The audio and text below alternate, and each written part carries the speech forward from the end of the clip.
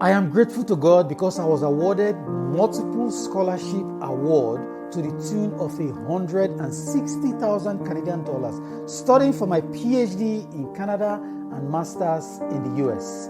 Sit back and relax, don't go anywhere, watch to the end to know the 7 strategies that I follow.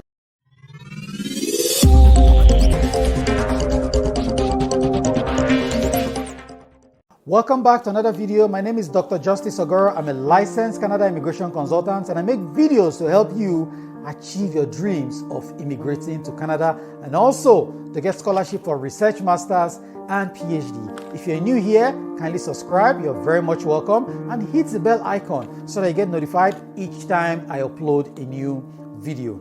Now to the topic of today. I came up with these 7 steps to be successful for research masters and PhD in Canada and even anywhere in the world you're applying for a research-based masters and PhD. So I wrote them down. 7 steps. The first step is you have to look out for schools that have guaranteed funding.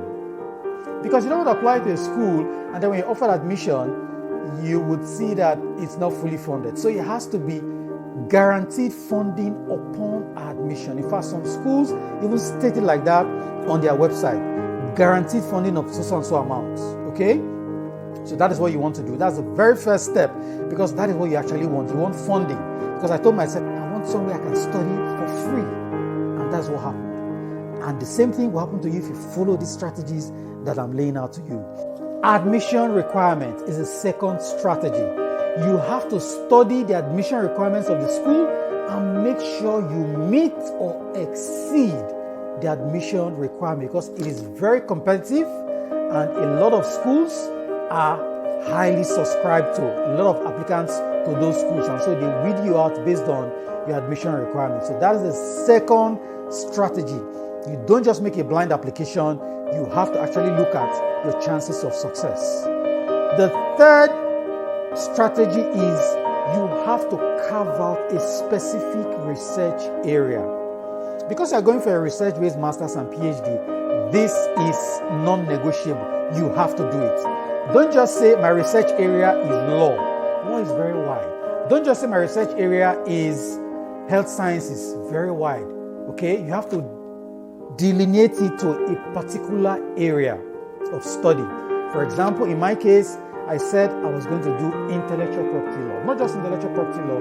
Intellectual property is very wide. You have copyright, you have trademarks, you have patents. I narrowed mine down to copyright. What is it about copyright? I narrowed it down to copyright and digital technology.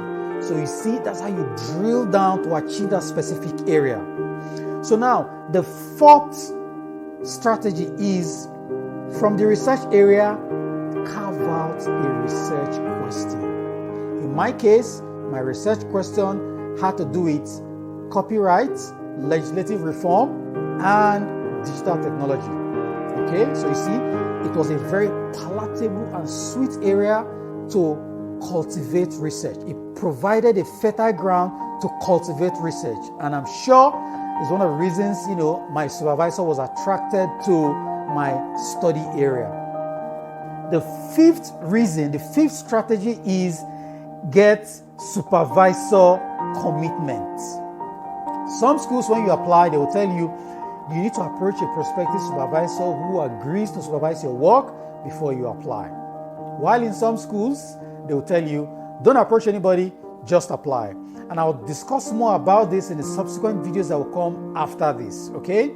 So now, the 6th strategy is develop a powerful research proposal. Because I have been studying and fine-tuning my area of research and looking at the areas that were troubling, that were controversial, I was able to coin a research that involved copyright, digital technology, and legislative reforms. Okay, in your field, in your discipline, you can do the same thing. So the 7th strategy is submit multiple applications. And I tell you this because no matter how fantastic your grade is or your result is, there is always somebody who has a greater and better result than you, better profile than you. So in order to increase your chances, submit multiple applications. In the last set of applications I made in 2013-2014, I submitted 5 applications. Out of the 5, 3 were unsuccessful.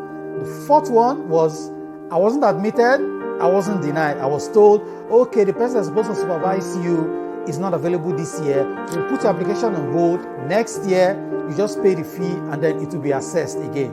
So I was not rejected, I was not accepted. The 5th one is where I was accepted and given full funding. I'm talking about York University, Osgood Hall Law School.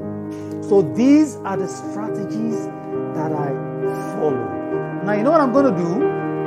In order to explain better, watch out for the subsequent videos that are going to come after this. There are going to be 7 videos where I'm going to give detailed explanation on these 7 strategies. It's going to be a series. So the next video after this, I'm going to explain full funding and what it means. Okay? Thank you so much for watching. I hope you've enjoyed this video and gained a lot from it. If you did, kindly subscribe to this channel and hit the bell icon. Also, give us a thumbs up so that the YouTube algorithm will favor this channel. And if you're interested in immigrating to Canada, I offer free Canada Immigration Eligibility Assessment. Check out instructions to that in the description of this video. And also, check out my coaching program on how to get research masters and PhD in Canada. I'll see you in the next